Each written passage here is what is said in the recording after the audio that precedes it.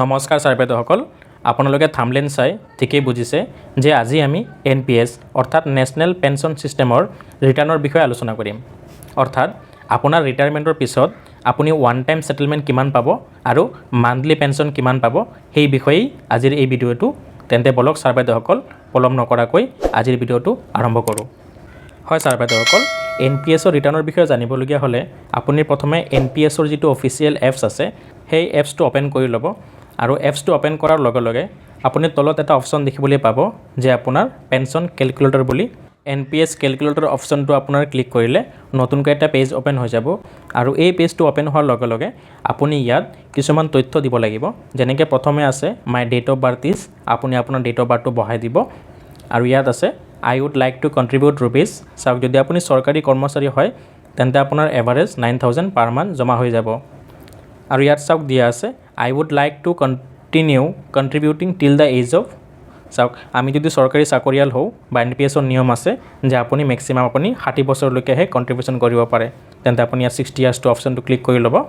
তেতিয়া চাওক my total years of contribution is 33 years হৈ যাব, কিয়নো মোৰ এজটো ইয়াত 27 আছে। নেক্সট আছে চাব my expectation of return on investment is. চাওক, ইয়াত 10% আগৰ পৰাই দিয়া থাকিব, আপুনি এইটো 10% ধৰি ল'ব, কিয়নো মিনিমাম আপুনি 10% ৰিটাৰ্ণ পাই যাব, কিয়নো যিহেতু এইটো আপোনাৰ এটা লং টাইম ইনভেষ্টমেণ্ট, তেতিয়া আপুনি 10% ৰিটাৰ্ণ এক্সপেক্ট কৰিব পাৰে। তাৰপিছত চাব আই উড লাইক টু পাৰচেছ এনিউইটি ফৰ। চাওক ছাৰ বাইদেউসকল, আপোনালোকে এটা কথা জানি থোৱা ভাল যে আমাৰ যিটো NPSত আপোনাৰ ইনভেষ্টমেণ্ট হ'ব সেই ইনভেষ্টমেণ্টৰ 60% পইচাহে আমি ৰিটায়াৰমেণ্টৰ সময়ত একেলগে পাম। ইয়াতকৈ বেছি আমি উইথড্ৰ কৰিব নোৱাৰোঁ, কিয়নো মিনিমাম 40% পইচা আপোনাৰ এনুইটি অৰ্থাৎ আপুনি আকৌ ইনভেষ্ট কৰি থ'ব লাগিব। ধৰি ল'লোঁ আপোনাৰ টোটেল 10,000 টকা জমা হৈছে, এতিয়া আপোনাৰ ৰিটায়াৰমেণ্টৰ সময়ত আপুনি মেক্সিমাম 6,000 টকা লামচাম একেলগে ল'ব পাৰিব আৰু আপোনাৰ যিটো বাকী 4,000 টকা থাকিব সেই টকাটো আপুনি আকৌ ইনভেষ্ট কৰিব লাগিব। তো ইয়াত মই ধৰি ল'লোঁ যে আপুনি 60% পইচা ইনষ্টলমেণ্ট লগে লগে লৈ ল'ব আৰু যিটো আপোনাৰ মিনিমাম ক্ৰাইটেৰিয়া আছে 40%, আপুনি সেইটো পইচাই আকৌ জমা থ'ব বা এনুইটি পাৰচেছ কৰিব। নেক্সট দিয়া আছে I am expecting N annuity rate of.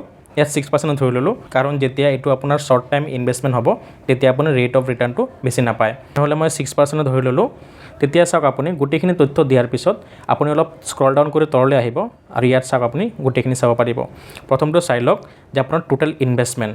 চাওক ছাৰ বাইদেউসকল, ইয়াত মই 33 বছৰ চাকৰি কৰাৰ পিছত আমাৰ প্ৰায় 28 লাখ টকা আপোনাৰ ইনভেষ্টমেণ্ট কৰা হৈছে, মানে আমাৰ ফালৰ পৰা আৰু চৰকাৰৰ ফালৰ পৰা মুঠ 28 লাখ টকা ইয়াত জমা কৰা হৈছে। এতিয়া চাওক টোটেল ভেলু যিটো হ'ব কম্পাউণ্ড ইণ্টাৰেষ্ট, এইটো এটা হিউজ এমাউণ্ট হ'ব। ইয়াত দিয়া আছে 2.8 CR। হয় ছাৰ বাইদেউসকল, ইয়াত যদি আপুনি 33 বছৰ চাকৰি কৰিব পাৰে তেতিয়া আপুনি প্ৰায় 2,80 লাখ টকা আপোনাৰ জমা হ'ব আপোনাৰ NPSৰ একাউণ্টত। আৰু চাওক ইয়াত মই আগতেই কৈ দিছিলোঁ যে আপুনি ওৱান টাইম ছেটেলমেণ্ট মেক্সিমাম 60% ল'ব পাৰে, তেন্তে আপোনাৰ 2.8 CRৰ মেক্সিমাম 60% ল'লে আপুনি লামচাম এমাউণ্ট পাই যাব প্ৰায় 1.68 CR। হয় ছাৰ বাইদেউসকল, আপুনি প্ৰায় 1,68 লাখ টকা আপুনি ওৱান টাইম ছেটেলমেণ্ট পাব আৰু আপোনাৰ বাকী যিটো পইচা আছে প্ৰায় 1,12 লাখ টকা, সেই পইচাটো আকৌ আপোনাৰ ইনভেষ্টমেণ্ট হৈ যাব।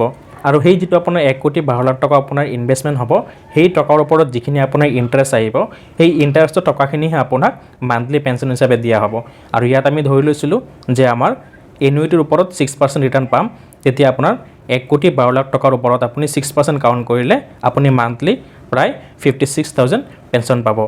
হয় ছাৰ বাইদেউসকল, এইটো বেলেগ বেলেগ চৰকাৰী চাকৰিৰ ক্ষেত্ৰত বেলেগ বেলেগ হ'ব, কিয়নো ইয়াত আপোনাৰ এজৰ কথা আছে। কোনোবা যদি আপোনাৰ 27 এজৰ চাকৰি পাইছে তেন্তে ইয়াত মেক্সিমাম ভেলুটো তেখেতে পাব, কাৰণ ইয়াত তেখেতৰ 33 ইয়াৰ্ছ হোল লাইফ চাকৰি হ'ব। ঠিক তেনেকৈ যদি কোনোবাই 35 ইয়াৰ্ছৰ চাকৰি পাইছে, ইনভেষ্টমেণ্ট টাইমটো হ'ব 25 ইয়াৰ্ছ, তেন্তে তেখেতৰ ইনভেষ্টমেণ্ট ভেলুটো কমি যাব আৰু পেঞ্চনৰ এমাউণ্টটো কমি যাব।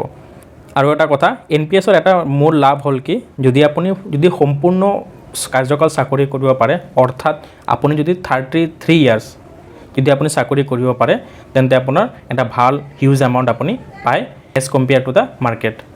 হয় ছাৰ বাইদেউসকল, আজি ভিডিঅ'টো ইমানখিনি আছিলে। যদি ভিডিঅ'টোত কিবা বুজিবলৈ অসুবিধা হৈছে কমেণ্ট বক্সত কমেণ্ট কৰিব, মই ইয়াত ৰিপ্লাই দিবলৈ যত্ন কৰিম। আৰু এই লিংকটো মই ডেছক্ৰিপশ্যন বক্সত দি দিম। তাত আপোনালোকে গৈ ক্লিক কৰি নিজৰ তথ্যসমূহ দি আপুনি কিমান টকা লামচাম এমাউণ্ট পাব আৰু আপুনি মান্থলি পেঞ্চন কিমান পাব নিজে হিচাপ কৰিব পাৰিব। যদি কিবা অসুবিধা পায় তেন্তে কমেণ্ট বক্সত কমেণ্ট কৰিব।